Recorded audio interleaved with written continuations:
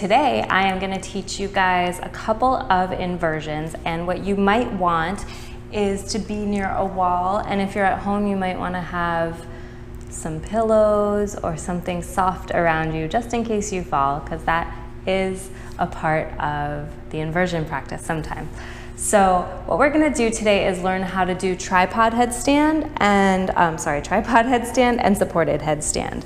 And before you get to this part in your practice, it's really important that you warm up maybe some sun salutations, or you do some standing poses. Just get your body warmed up, and then it's also really important to do a couple of chest and shoulder openers and shoulder strengtheners before you get to the point where you are actually practicing headstands in your practice. So the first inversion that I'm going to teach you is tripod headstand. And when you do any inversions, the idea is to get a broad base of support underneath you. So you're going to draw a triangle with your head and your hands.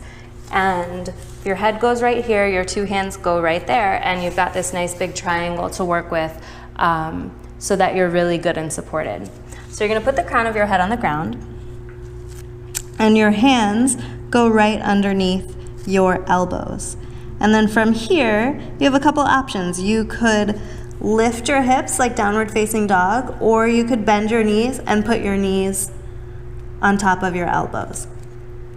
Now, if your knees are on top of your elbows, it's going to be a little easier. But before you ever lift your feet off the ground, it's really important to press a lot into your hands, to strengthen through the shoulders, and to lift as much weight as possible out of your head. So you don't want to just be sitting in your neck, but really push into the crown of the head so the neck is strong and long. And then from there, you can play with putting your knees on your elbows and maybe lifting 1 or 2 feet.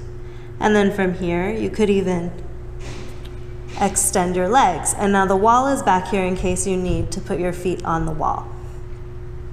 So that's tripod headstand, which is easier to do without glasses on. And then I'm actually going to do my next one without my glasses. So supported headstand is the same thing. You draw that triangle base of support with your arms and with the crown of your head, and it kind of looks like this. So you're going to clasp your hands. You're going to place your hands and forearms down on the ground, and then you'll place the crown of your head in between your hands so that the back of your head rests in the basket that you've created with your hands. So now that triangle is the crown of your head and your 2 elbows instead of the crown of your head and your 2 hands. So head down on the ground, and this time we are going to tuck your toes and lift your hips like downward facing dog.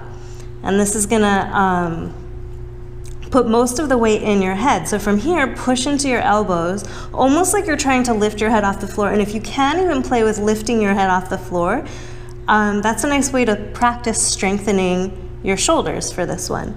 You do want some of the weight in the crown of your head, but you're really light so that you're not putting all of the weight in your neck again. And then from here, you walk your feet in, and the prep would be just staying here and building strength to continue walking your feet in. Once you get your hips on top of your shoulders like mine are, then you could bring your knees in to lift, and feet to the wall will give you some extra support, or you could lift your legs right up.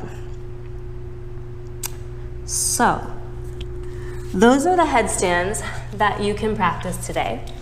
And it's really important to know that this is a practice. It's probably not a one time, you're going to do it on the first time and land it and it's going to be awesome. There's a lot of build up to this, so remember, strengthen through the shoulders, open up the chest, open up the upper back, stretch through the shoulders, and then work through your headstands.